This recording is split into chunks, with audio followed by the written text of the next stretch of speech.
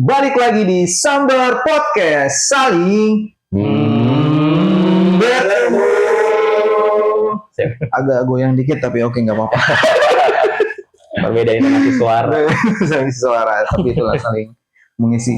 Oke, kali ini balik lagi. Terima kasih buat teman-teman yang boleh ikut dihadiri podcast di episode kali ini. Kita akan membahas tema yang cukup populer, tapi bukan tema pembahasan bagaimana cara anak bisa ngobrol.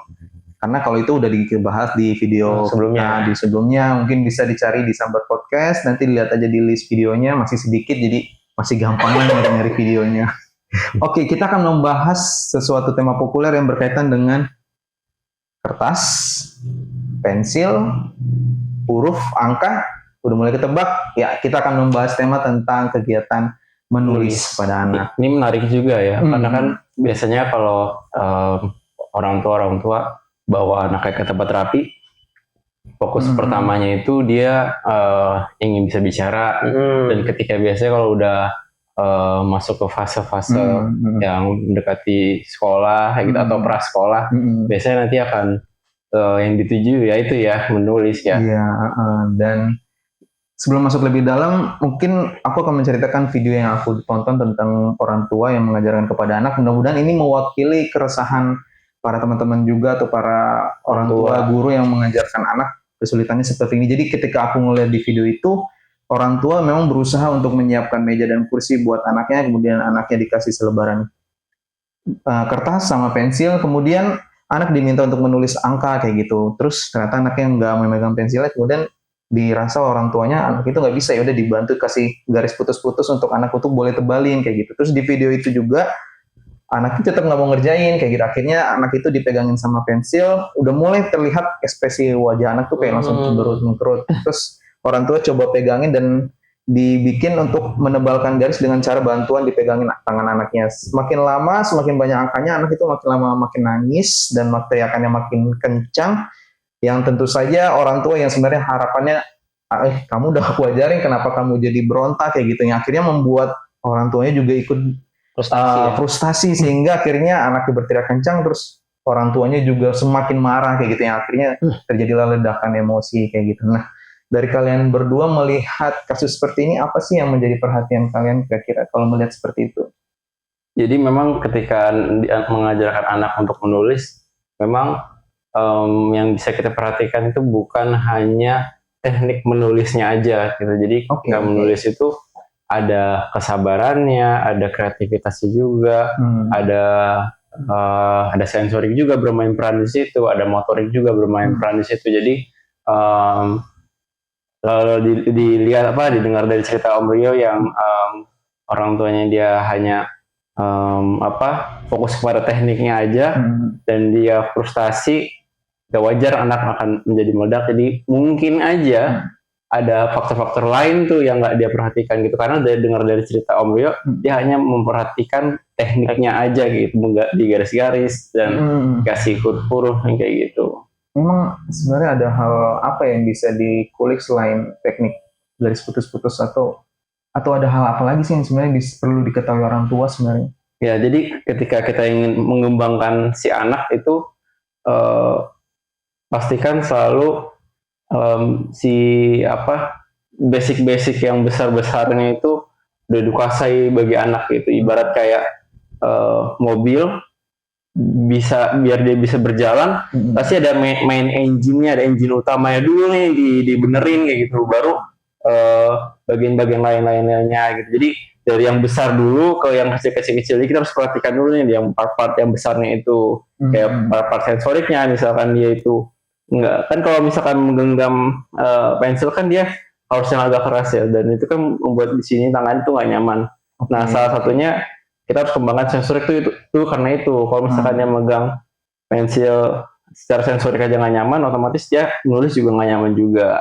Terus juga dari segi postur adjustnya juga, memperbaiki posturnya, apakah dia sudah inisiatif atau belum, apakah harus diarahin. Nah itu juga, dan posisi-posisi yang nggak nyaman itu juga akan mengurangi, mempercepat energi habis juga. Misalkan kayak duduk kayak gini sambil nulis gini, nah ini kan nggak optimal tuh, kayak ergonomis tuh duduknya. Nah itu juga bikin Mempengaruhi banget. habisin energi kayak gitu. Terus juga dari tadi sih dari segi energinya dia gitu, seperti itu.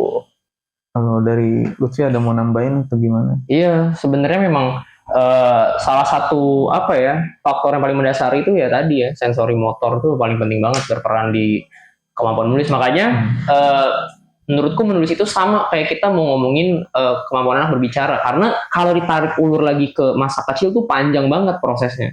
Karena memang kan kalau kita memandang perkembangan itu kan harus memandang dari ya sefalokaudal ya, jadi istilahnya tuh yang dari dari otot terbesarnya dulu.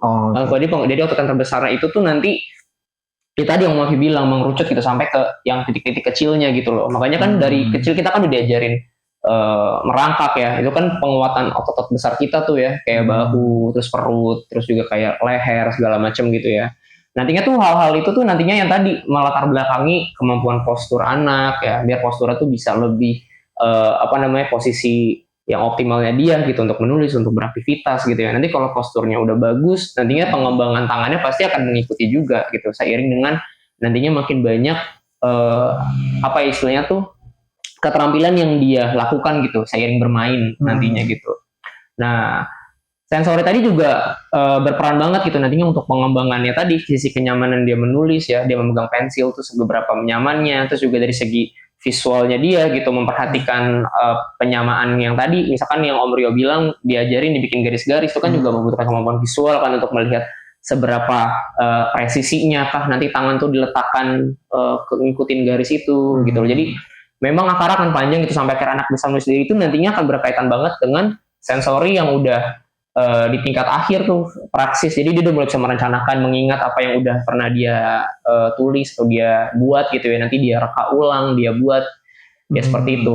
Makanya jangan salah juga gitu, bahkan orang-orang dewasa pun kadang nggak nyadar gitu kalau misalkan kita tuh tulisannya tuh kadang mungkin ada yang kok begini ya, kayak nggak bisa dibaca, susah, atau tulisan kita tuh kok kalau kita nulis tuh nggak pernah bahasanya tuh nggak rapi gitu. Nah itu juga sama gitu, faktor keterbiasaan kita gitu untuk menulis dengan cara mungkin yang salah ya, posisi tubuh yang nggak tepat, akhirnya tuh menjadi peran besar banget yang membuat kita tuh jadi ya tidak optimal gitu dalam melakukan aktivitas menulis gitu. Makanya anak-anak pun lebih banyak banget tuh problemnya, karena memang ya untuk kesadaran dia untuk misalkan kenapa sih badannya tuh harus benar, kenapa sih tangannya harus rapi, itu kan juga memang belum yang segitunya menjadi concern utama gitu. Sedangkan memang ya menulis itu tuh integrasi keseluruhan tubuh gitu kan.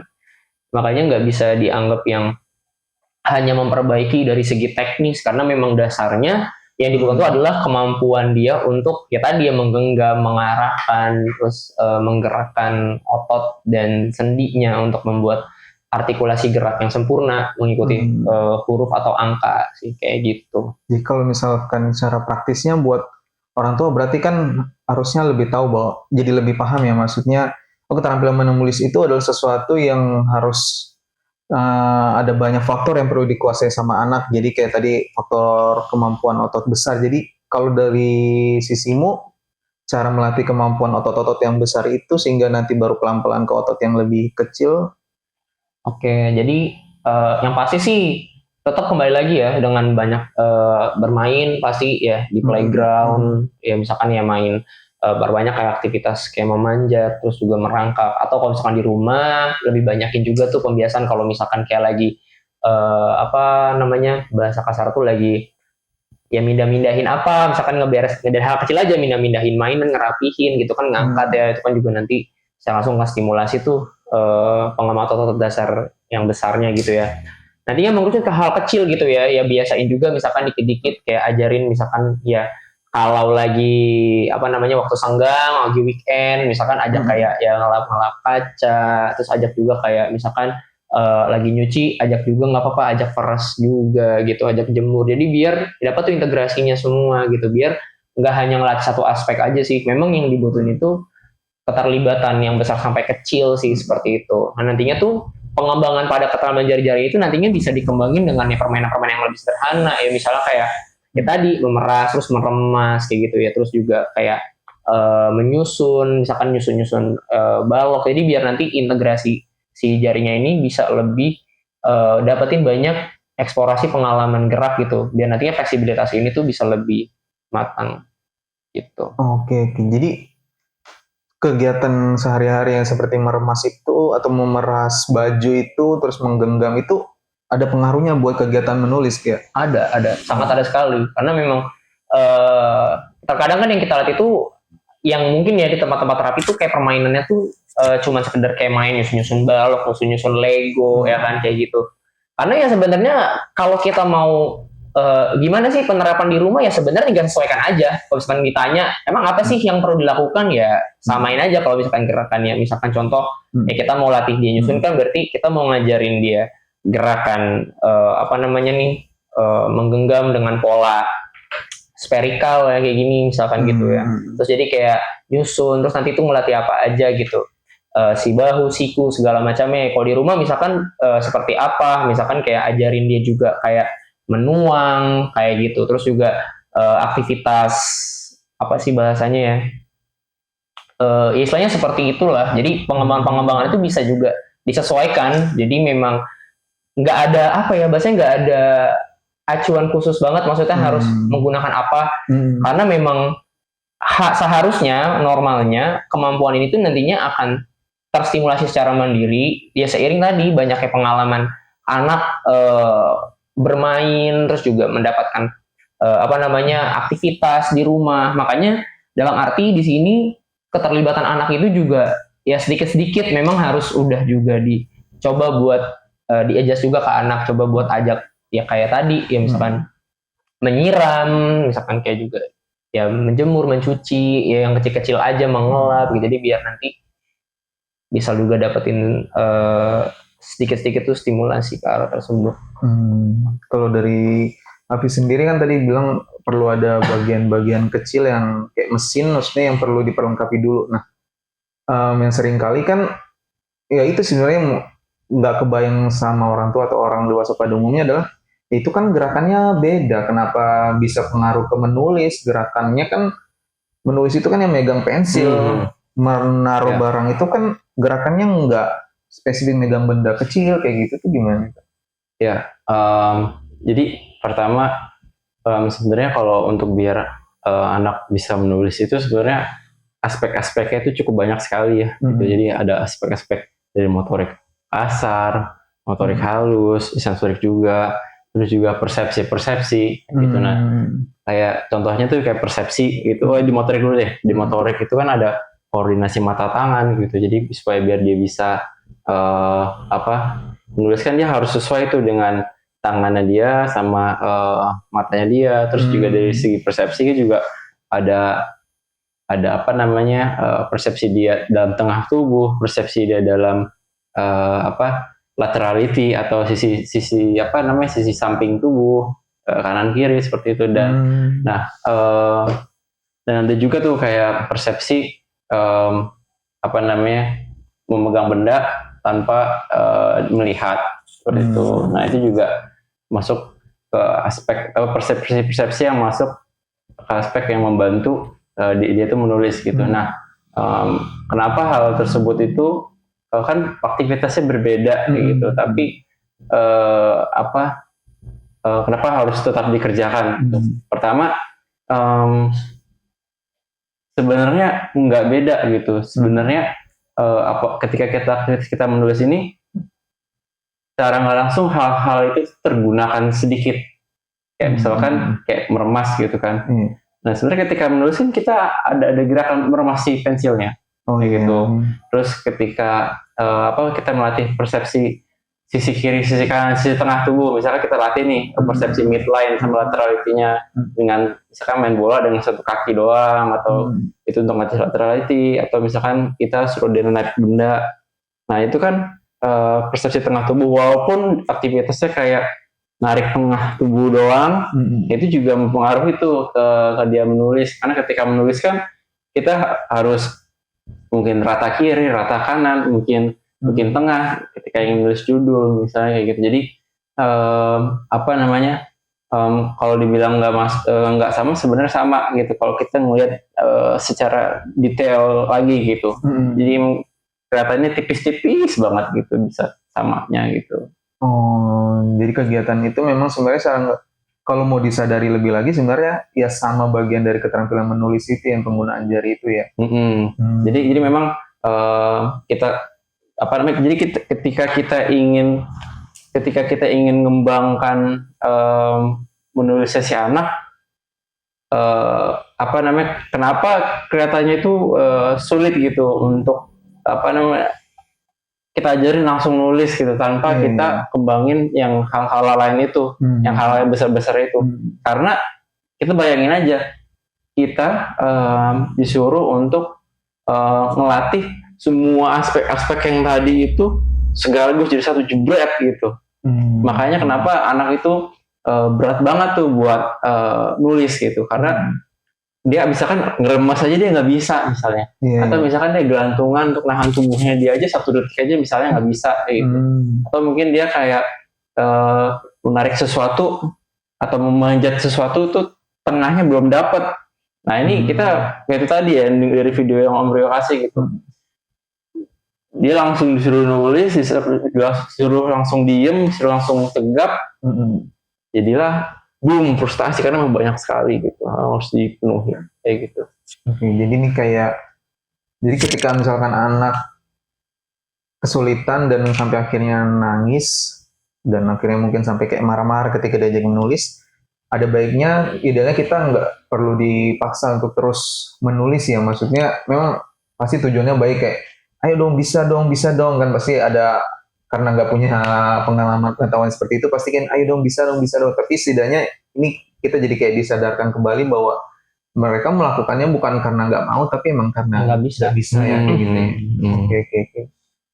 Makin terbayangkan sih, maksudnya ya kayak nambah ilmu juga sih, maksudnya yang kita anggap kayak kecil cuman menulis doang ya, karena banyak sekali aspek-aspeknya kayak tadi kayak soal posisi tengah, terus habis itu bagaimana posisi megangnya selama ini melakukan kegiatan sehari-hari, apakah sudah mapan, sudah mantap gitu kalau misalkan memindahkan barang atau meremas segala macamnya kayak gitu. Jadi sesuatu yang kayaknya penting banget gitu buat memang diketahui, dan pada akhirnya ini sih sesuai dengan prinsip aku sih, ketika kita melihat permasalahan anak ya kita fokusnya jangan di kata titik kayak aduh nih anak ini malas nih nggak mau nulis kayak gitu, tapi harusnya jadi tanya kenapa anak ini malas, apa yang jadi kesulitannya, apa yang bisa dibantu, tanda tanya, jadinya kan lebih gali keterampilan anaknya atau kesulitan anaknya kayak gitu ya sih. Kalau dari sisi Om Rio, kira-kira garis-garis besarnya apa sih yang harus diperhatikan ketika menulis dari sisi sebagai abah ya? Iya. Kalau aku yang pertama sih ya setuju banget sih soal yang kalian sampaikan itu sih, maksudnya itu sesuatu yang mungkin sesuatu yang jarang diketahui sih, karena baik lagi seringkali kan fokusnya ke yaudah menulis langsung menulis aja, tapi lupa aspek-aspek yang ditunjang kayak gitu. Kalau dari aku, ini pengalamanku aja, ya aku akan fokus di motivasi internalnya, bagaimana aku menciptakan kegiatan menulis itu jadi sebuah kegiatan yang menyenangkan kayak gitu. Paling yang jadi pertanyaannya sih aku lebih ke arah ketika kita mengajarkan anak menulis, emang menulis itu untuk apa? Kegunaannya untuk apa? Untuk anak bisa menulis, emang jadi apa kayak gitu. Nah, yang jadi pertanyaan adalah kadang-kadang jawabannya itu orang pasti kita punya jawaban masing-masing ya, menulis itu penting begini-begini begitu-begitu kayak gitu. Oke, menurut orang dewasa itu penting, tapi anak ngerasain nggak sih pentingnya kayak gitu. Jangan-jangan ya, anak nggak ngerasain sih, nggak ketika anak mengalami hambatan ya udah dia nggak punya motivasinya, nggak punya energinya, ya udah akhirnya malah makin menolak, makin nggak mau kayak gitu. Dan biasanya yang aku lakukan tuh secara pengalaman bangun motivasi internalnya, mengaitkan kegiatan yang anak suka dengan kegiatan menulis kayak gitu. Misalkan anak suka main mobil kayak gitu, yaudah mobilnya tunggu dulu, berhenti dulu, aku mau bikin jalanannya dulu, ada garis yang ada jalanan yang bolong nih di tengah misalkan, kita tolong gambarin dong kayak gitu, walaupun dia cuma begelok atau bahkan dia cuma bikin secuil goresan, ya udah nggak apa-apa, anggap aja itu sebuah jalanan. Oh iya, ada makasih ya kayak gitu. Atau misalkan mobilnya tiba di sebuah parkiran, kemudian dia mau masuk parkir, terus tunggu dulu harus ada karcisnya, tolong nih, terus aku kasih kertas kosong, terus tolong bikin karcis, entah dia coret-coret segala macam. Wow, terima kasih ya karcisnya nih, karcisnya, mobilnya boleh masuk kayak gitu. Jadi ketika kegiatan menulis itu jadi sesuatu yang menyenangkan buat dia kayak gitu, dengan karena kalau dia nggak menulis ya aku bilang nggak boleh, harus ada karcisnya dulu nih buat masuk parkir misalkan kayak gitu. Jadi membuat anak tuh jadi oh iya, menulis itu bagian dari sesuatu yang menyenangkan buat aku, dan menulis itu menunjang kegiatan yang aku suka itu jadi lebih menarik nih, karena bisa jadi bikin jalanan, bisa bikin adegan transaksi parkir segala macamnya kayak gitu sih. Kalau dari aku pertanyaannya kembali lagi, anak udah ngerasain itu atau belum kayak gitu. Jangan-jangan kita sendiri yang ngerasain tapi anak nggak ngerasain manfaatnya. Jadi ini menarik ya Om ya. Jadi secara nggak langsung kayak Om Rio kasih ketegasan, tapi secara lembut gitu ya. Maksudnya kayak tadi kan kayak belum boleh masuk nih mobil, tapi harus tulis dulu kasih karcis dulu, dalam artian menulis tadi. Gitu. Jadi kayak secara tersirat tegas, tapi terbungkus dengan indah lah gitu ya.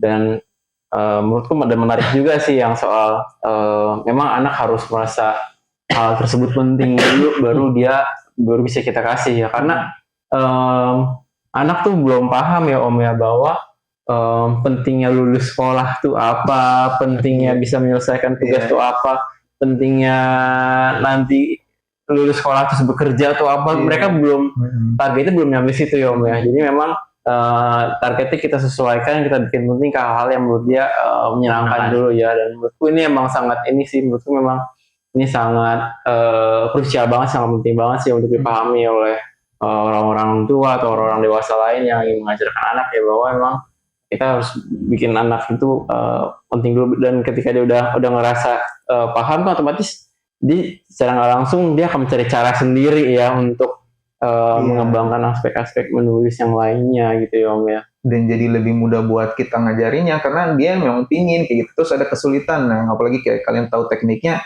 jadi lebih mudah. Oh di sini kayak gini nih caranya biar kamu bisa nulis lebih rapi segala macamnya, dan dia terbuka untuk diajarin dan terbuka untuk dikoreksi karena emang udah suka kayak gitu. Lebih ke arah situnya sih, sehingga kalau berbagi pengalaman ya, bahkan ada anakku yang udah lama juga, yang memang dari cerita orang tuanya tuh kalau diajakin nulis tuh nolak-nolak aja, nggak mau kayak gitu. Sampai suatu saat ya aku bikin kegiatan kayak membuat gambar bendera, apa hal yang dia suka kayak gitu, terus nanti kita gunting, habis itu bikin pesawatnya jalan terbang segala macam. Terus kalau misalkan dia mau naik pesawat ceritanya di drama yang kita buat, ya kamu harus bayar uangnya dulu. Terus aku gunting kertas berbentuk persegi panjang, terus dia tulis ya bikin angka 1 lah, bikin angka 0 lah segala macam, sebebasnya. Aku nggak fokus di kamu harus nulis benar, yang penting kamu senang aja dulu nulis. Sampai akhirnya ya mamanya cerita ketika di rumah tuh malah dia senang untuk boleh mau nulis kayak gitu. Pas dikasih kegiatan menulis, dia udah langsung ngerjain aja, tanpa yang sebelumnya biasanya malah pinginnya menghindar atau cari alasan pergi ke tempat lain kayak gitu. Kalau dari si Om Rio pernah nggak punya pengalaman anak yang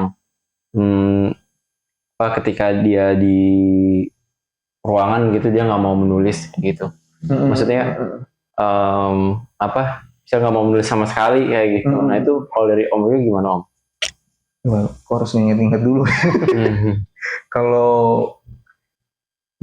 dari akunya, atau mungkin malah nggak perlu, jadi lebih ke kasih pemahaman ke orang tuanya gitu bahwa belum saatnya menulis kayak gitu, atau gimana? Misalkan di umur yang mungkin umur yang mendekati prasekolah atau mendekati sekolah gitu.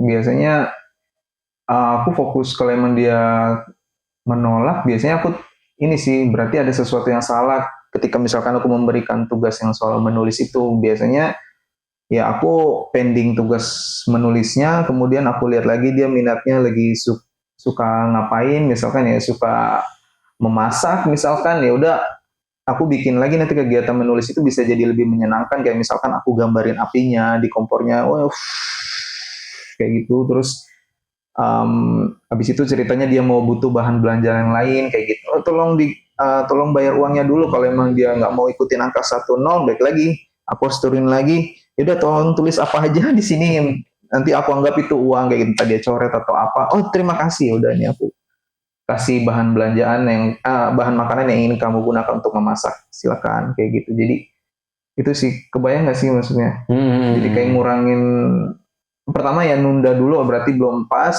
berikutnya kemudian cari momen yang tepat untuk melibatkan kegiatan menulisnya untuk jadi sesuatu yang menyenangkan. Terus kalau dia masih kesulitan, turunin lagi ke target menulisnya kayak gitu. Mungkin kan pasti ada banyak ya kayak orang tua yang pengen anaknya itu bisa menulis karena ya tadi ya di umur yang dia harus sudah bisa nulis ya gitu. Nah, biasanya Om kasih penjelasannya apa gitu ke orang tua yang memang pengen banget dia anaknya nulis padahal dia belum siap gitu. Lebih ke arah motivasinya sih, kayak ya balik lagi orang tua merasa itu penting, tapi kan anak nggak merasa itu penting, jadi hal yang wajar anak jadi kesulitan untuk mempelajari itu.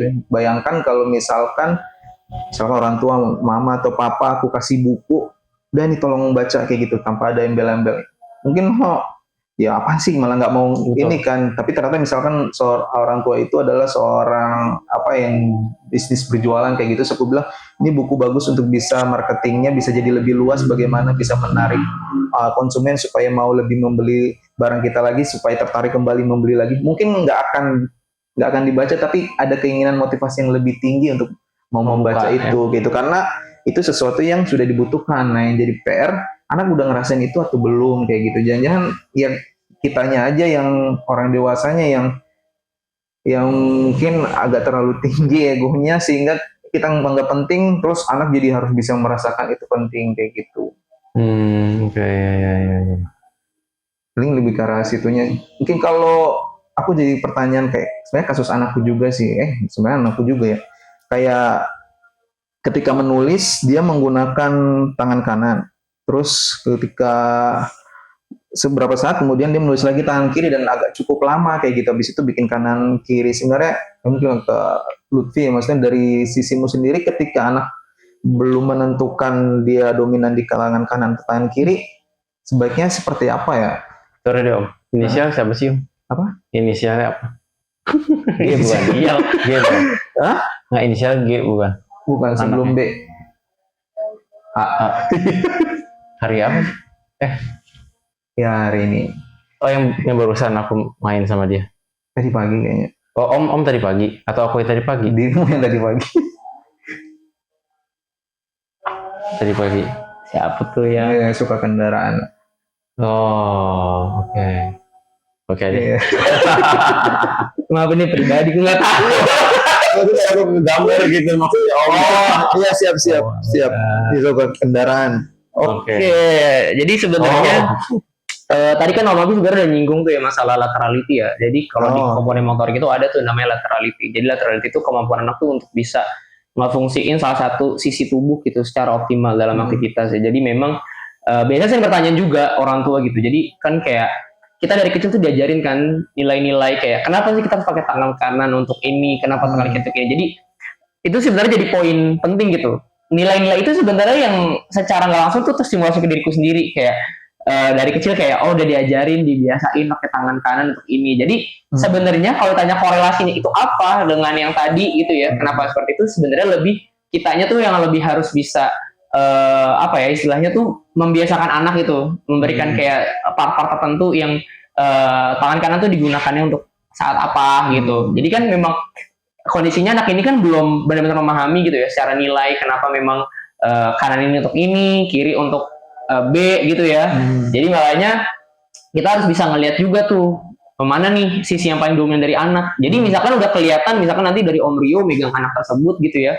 Walaupun memang dia pakai kanan kiri, tapi ada nih salah satu sisi yang emang paling banyak dipakai. Misalkan memang kanan nih dilihat, oh ya berarti memang sisinya yang bisa kita maksimalin tuh kanan. Nah, jadi nantinya tuh lebih kayak kita tuh banyak kayak mengoreksi gitu. Kalau misalkan udah mulai kelihatan anak tuh ngerubah dari tangan kanan kiri, pakai tangan ini lagi yuk, ayo tulis lagi gitu. Jadi biar lebih anak itu lebih terbiasa sih menggunakan salah satu sisi gitu. Karena kalau kita nggak evaluasi itu atau nggak kita koreksi, nantinya dia nggak akan tahu gitu. Kalau misalkan memang dalam melakukan aktivitas tuh kita nggak membutuhkan kedua fungsi dari sisi tersebut gitu. Memang ya sisi yang paling dominan buat kita tuh apa? Nah itulah yang kita maksimalkan. Makanya kan ada istilahnya ya ada anak yang kidal, ada anak yang normal misalnya gitu ya pakai tangan kanan gitu ya.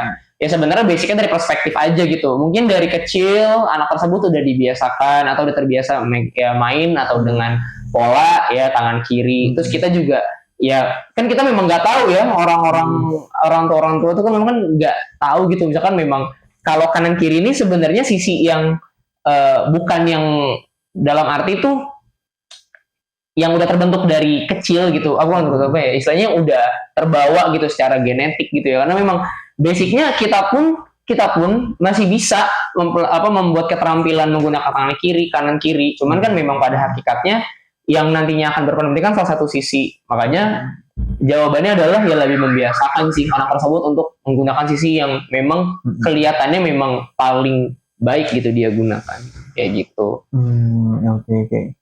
Aku penasarannya kalau misalkan kita memberikan kesempatan kepada dia untuk mencoba dulu, ada batasannya nggak sih? Maksudnya, karena mungkin pas awal-awal terus jadi kayak dia mungkin masih tertarik menggunakan dua, apakah salah untuk memberikan kesempatan dia untuk mencoba keduanya? Misalkan ya lagi mewarnai dia coba pakai tangan kanan agak lama, terus tangan kiri dia juga mencoba untuk menggunakan tangan kiri lebih lama, karena aku kepikirannya ya maksudnya kita diskusi aja apakah itu nggak jadi membatasi anak seandainya ternyata dia mampu menggunakan dua tangannya dengan baik antara kanan dan kiri kayak gitu atau gimana? Betul, tapi biasanya yang sering terjadi itu kan karena anak itu menggunakan kedua tangannya secara bersamaan, secara terus-menerus ya. Jadi akhirnya yang biasa terjadi tuh, yang ini case yang sering kulihat ya dari anak-anak tuh biasanya jadi nggak matang kanan kirinya justru karena dua-dua itu saling terlibat kan. Jadi akhirnya apa ya kekuatan keduanya ini tuh jadi yang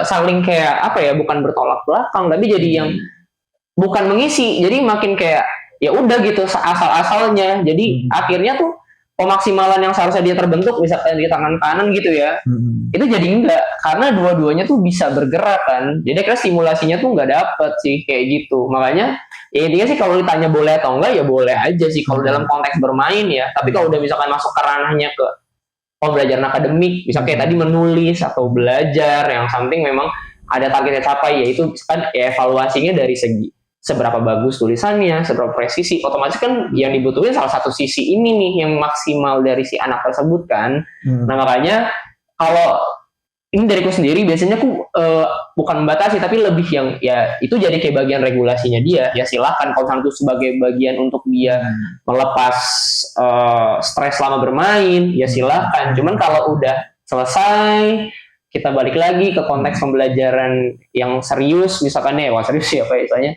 konteks pembelajaran yang udah apa namanya ya tadi akademik gitu ya yang emang udah balik lagi ke tugas ya istilahnya ya tetap harus dikasih tahu bahwa nilai-nilainya ya memang harus ini karena memang aku biasa selalu bilang juga orang tuanya misalkan nanya di rumah sering pakai tangan apa biasanya kalau ya mungkin seliwer-seliweran gonta ganti cuman yang paling sering kelihatan apa kalau misalkan pakai kanan nanti lebih banyak coba koreksi aja aku bilang sedikit nggak apa-apa karena memang ya pembiasaan itu kan nggak secepat yang apa ya istilahnya yang kita harapin gitu ya pasti kan butuh bertahap gitu nantinya tuh kenapa sih harus dibiasakan? Ya karena memang pembentukan stimulasi itu kan nantinya akan memperkuat otot tangan anak itu biar dia nantinya bisa lebih tahu nih mana yang buatku nyaman gitu untuk beraktivitas. Jadi akhirnya ya tanpa harus kita berikan pemahaman ya tadi nilai-nilai tadi dia akan secara secara otomatis tuh mengerti kalau misalkan ya aku lebih nyaman pakai tangan kanan karena aku lebih kuat dan kurasa dalam beraktivitas tuh bisa lebih maksimal ya menulis ya tadi misalkan memindahkan atau misalnya menarik gitu ya. Nah tapi biasanya aku coba buat tarik lagi kalau misalkan anak itu memang lebih condong pakai tangan kanan kiri biasanya aku lebih perkuat kasih aktivitas yang ngelibatin koordinasi dua tangan ya misalnya kayak menggunting atau misalkan kayak kalau di dalam ada Play-Doh tuh ajarin dia kayak tarik menyobek yang gitu. Jadi biar yang tadi Om Rio bilang dia masih suka itu kita justru kita kasih biar nanti tetap kita kasih nilai-nilainya misalkan dalam arti tangan kiri ini berfungsi sebagai apa sih nantinya tangan kiri ini berfungsi sebagai stabilisasi tangan kanan ya kalau menggunting kan kertas ini harus stabil supaya kita bisa tetap menggunting sesuai sama pola yang kita mau kan. Berarti tangan kiri ini harus kuat nih, stay gitu ya. Tapi kalau misalkan dua masih bekerja kan susah nantinya. Ya kan, makanya itu kita harus berikan itu sih pemahaman tersebut gitu. Jadi ketika nanti tangannya udah mulai kelihatan terbentuk lateralitinya, oh dia memang lebih condong ke tangan kanan, oke. Sekarang kita ajarin juga nih pakai tangan kiri, tapi istilahnya pemahamannya bukan sebagai tangan yang dipakai untuk beraktivitas, tapi sebagai tangan yang membantu tangan kanan gitu. Oke. Ini tadi kan tadi bahas kasus yang kayak agak mendasar nih. Seandainya kasusnya sekarang anaknya udah memang mau menulis terus bisa menggunakan pensil, maksudnya nulisnya bisa langsung pegang tiga jari kayak gitu. Tapi untuk advance-nya ketika misalkan menyalin dia ada kesulitan, misalkan secara persepsinya mungkin ya, maksudnya kayak disuruh tulis huruf B tapi dia malah huruf D kecil kayak gitu. Jadi kayak antara kebolak-balik atau enggak ya cara dia untuk menyalinnya sangat lama kayak gitu. Kalau misalkan kayak gitu, itu permasalahannya apa yang terjadi dan bagaimana dan apa yang bisa dilatih jika anak-anak yang memang mungkin kesulitan menyalin tulisan kayak gitu, yang berkaitan sebenarnya dia udah mau menulis, sudah bisa menulis, tapi pas menulis dengan yang tingkat lebih tinggi dia agak kesulitan di situ. Oke. Jadi pertama kita lihat dulu dari sisi sensoriknya. Dan utamanya sih itu yang paling yang paling banyak bekerja ya sensorik keseimbangannya, karena kan dia kan harus bolak-balik melihat melihat papan, lihat buku, lihat buku kayak gitu.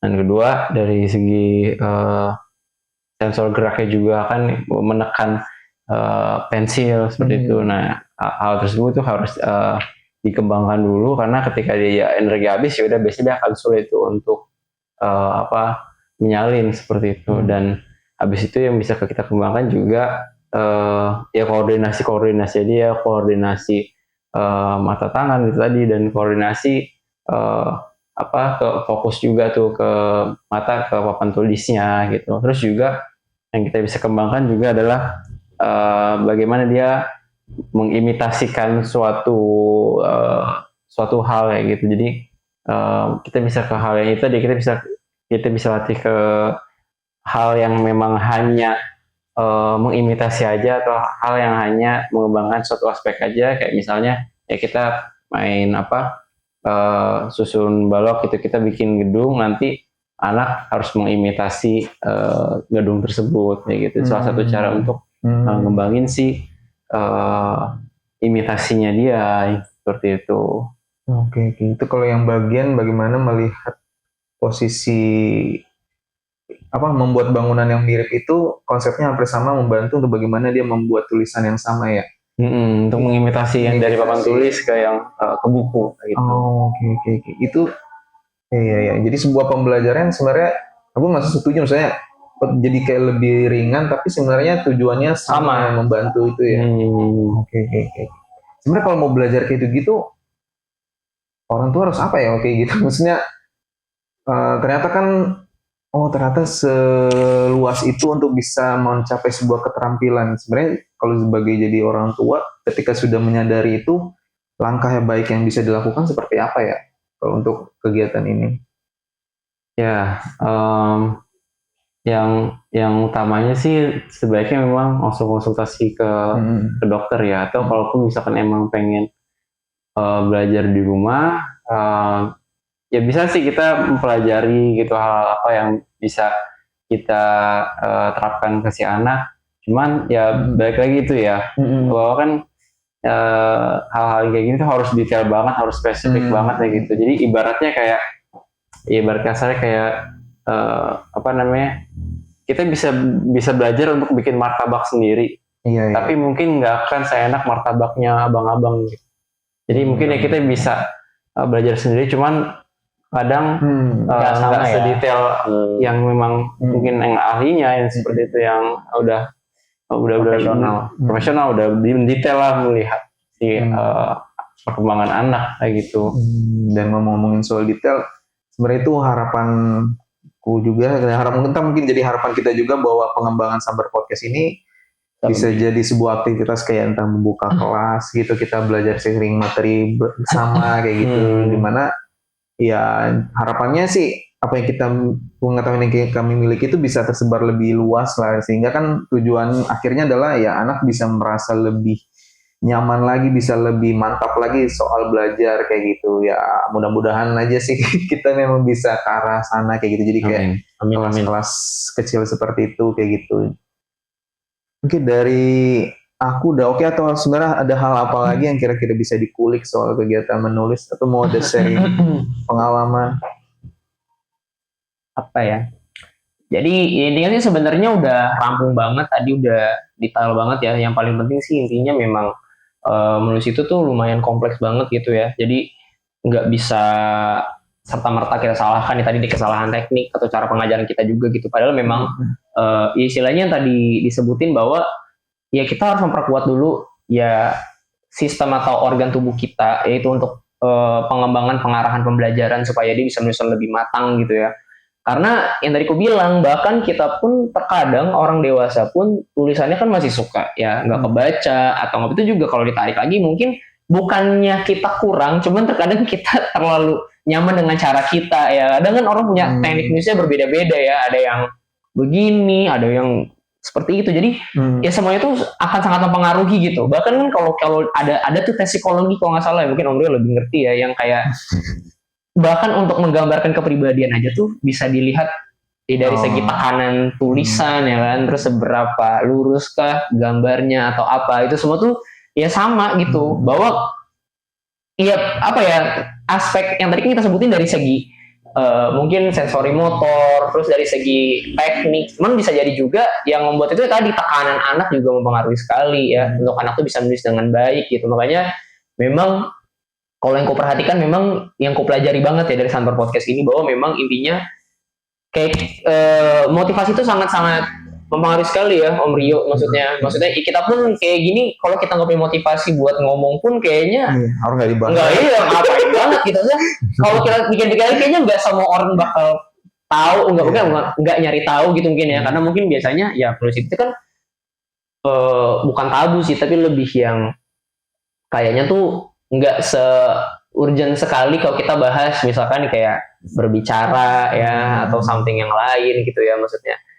Tapi penekanan motivasi itu jadi ya sebenarnya dilema buat diriku sendiri gitu terkadang, bahwa kita tuh sering banget diriku sendiri karena sering lupa gitu. Masalah kayak ya kita tuh terlalu nge-push banget gitu ya, yang tadi ego pencapaian yang harus kita kejar, bahwa ya sebenarnya tetap kerjasama antara kita dengan orang tua, kita dengan anak itu juga salah satu faktor penentu banget kan untuk ya maksudnya pemberhasilan pembelajaran kita gitu.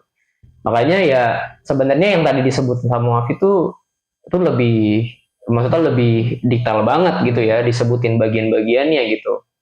Bahkan menurutku ya nulis itu bukan hal yang bisa dianggap kecil, karena memang hakikatnya nulis itu kan merupakan salah satu kemampuan yang long lasting lah, istilahnya seumur hidup pun akan tergunakan gitu kan. Makanya pembentukannya juga itu butuh proses yang panjang sekali gitu ya. Perkembangan dia setiap tahap usia itu juga sangat mempengaruhi.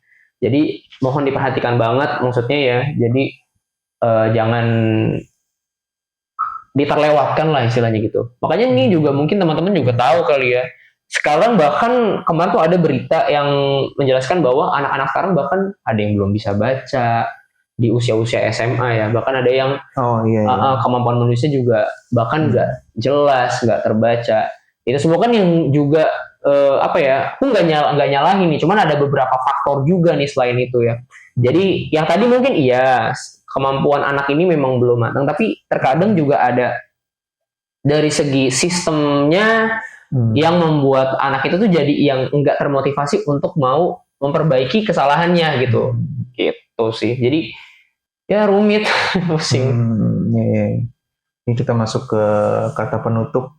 Ini dari tadi nggak tahu kelihatan atau enggak ya, udah nyiapin buat kata penutup di ujung podcast. Atau dari Afi kata-kata. Oh, sebelum kata ada yang kira-kira sebenarnya bisa kita kulik lagi soal, atau ada hal yang yang perlu disampaikan soal kegiatan menulis ini sebelum nanti masuk ke penutup masing-masing? Sebenarnya dari aku gitu aja sih. Ya oke, jadi kayak langsung kaget. Ya dari aku kata penutupnya adalah ya ibaratkan kemampuan nulis itu adalah bagian dari balok-balok ini gitu. Jadi seringkali kan fokus orang tua, anak bisa duduk, orang bisa menulis, anak kemudian bisa menulis huruf A, anak bisa megang pensilnya dengan baik, pegang 3 jari kayak gitu. Terus ya anak bisa bisa menebalkan dengan baik kayak gitu. Fokusnya adalah keterampilan yang langsung kelihatan gitu, kelihatan jelas kayak gitu. Tapi seringkali kan itu sebenarnya kemampuan yang sangat rapuh kayak gitu. Berbeda kalau misalkan kita membangun keterampilan anak itu berdasarkan dasarnya, kayak misalkan tadi dikatakan soal sensorinya, bagaimana kemampuan motorik kasarnya, kita membangun fondasi yang sangat kuat, bagaimana motivasi anak, apakah sudah oke ketika menulis, bagaimana keterampilan anak, kemampuan tangannya, pengolahan dalam kegiatan sehari-hari, membangun sebuah dasar, dan memang itu pasti waktunya lebih lama karena kita membangun dasar kemampuan yang mungkin nggak langsung kelihatan tinggi, tapi akan jadi lebih kokoh ketika ditiup, dia nggak akan jatuh, nggak mudah jatuh kayak gitu. Jadi kayak penting bagiku dan sebenarnya saling mengingatkan ke semua teman-teman juga atau ke orang tua, dan mengingatkan diri sendiri bahwa jangan sampai kita fokus kepada target yang tinggi sehingga kemampuan anak lupa untuk dibangun kemampuan dasar-dasar yang lainnya kayak gitu. Jadi bangunlah kemampuan dasar berdasarkan fondasi yang kuat sehingga pada akhirnya mungkin memang capek, mungkin akan butuh waktu yang lebih lama, tapi hasilnya lebih kuat kok. Oke, itu aja sih dari aku. Aku boleh nambahin nggak? Oke. Iya. Jadi aku setuju banget sih, kayak ibarat tadi kayak misalkan dari segi sensorik dia belum bagus ya. Berarti kan dia di pinggir ini kan. Oke. Misalnya dari segi persepsi juga dia misalnya belum bagus kan. Berarti ini di pinggir sini nih. Artinya dia kan belum matang banget. Iya. Nah, terus dia dipaksa nih buat nulis nih dia. Dipaksa buat dia nulis, otomatis bakalan susah banget untuk ngembangin tulisnya. Jadi ada pentingnya untuk bener banget sih fondasi dasarnya itu sih. Oke. Keren banget. Filosofinya Pak. Enggak, dan nyambung, bener, dan nyambung. Keren. Sekarang pakai Apa ini? Ya, nggak tahu ya guys. Aku nggak kreatif soal itulah. Tapi ya intinya sama ya. Memang sebenarnya sama sih dengan podcast kita podcastku yang pertama kali. Berarti kalau itu Om yang sama yang kedua ya. Berarti aku yang pertama.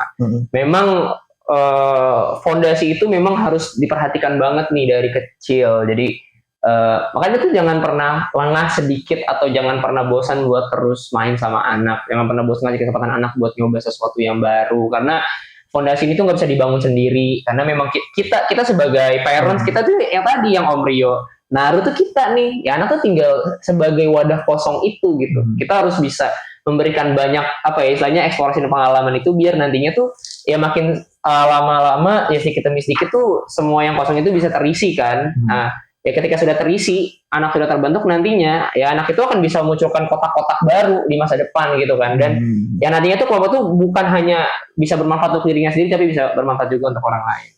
Gitu. Super. Tarata. Oke, mudah-mudahan bisa membantu. Terus buat teman-teman kalau mau ada ide-ide buat topik pembicaraan kita berikutnya, boleh banget. Terus kalau ada masukan dan kritik, silakan. Oke, sampai jumpa lagi di episode berikutnya. Bye.